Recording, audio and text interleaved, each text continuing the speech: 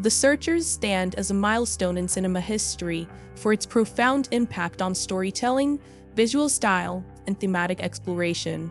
Director John Ford, renowned for his mastery of the Western genre, crafted a film that transcended its genre conventions, delving into complex themes of identity, racism, and obsession.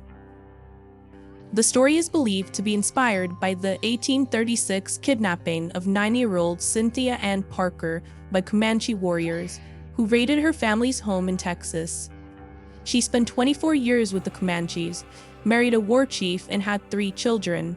She was rescued against her will by Texas Rangers and spent the rest of her life struggling to reintegrate into white society. Her story highlights the tragedy of frontier life during that time period and is investigated by historians to this day. At its core, The Searchers is a study of Ethan Edwards' moral journey and his relentless quest to rescue his abducted niece. The film's stark landscapes, captured in breathtaking vista vision by cinematographer Winston C. Hawk, set a new spectacular standard for the Westerns. Ford's meticulous framing of shots and use of Monument Valley as a character in itself influenced generations of filmmakers, including George Lucas and Star Wars.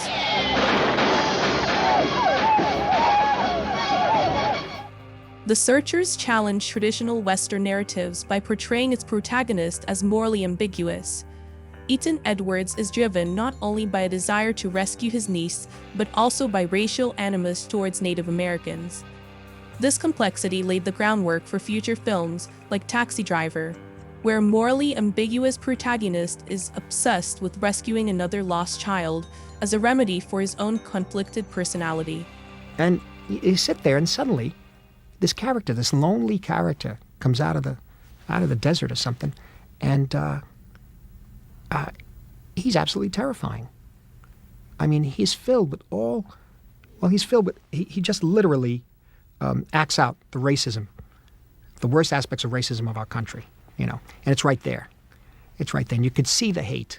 You could see it building. You could also understand how he could go that way. Doesn't mean it's the old story that Travis has a fantasy. What makes him crazy and what makes another person not crazy is that Travis acts it out. The film was a commercial success at the time of its release. It received positive reviews from critics and was popular with audiences, becoming one of the top-grossing films of that year. The film's critical acclaim has only grown over time, and it is now regarded as one of the greatest westerns ever made.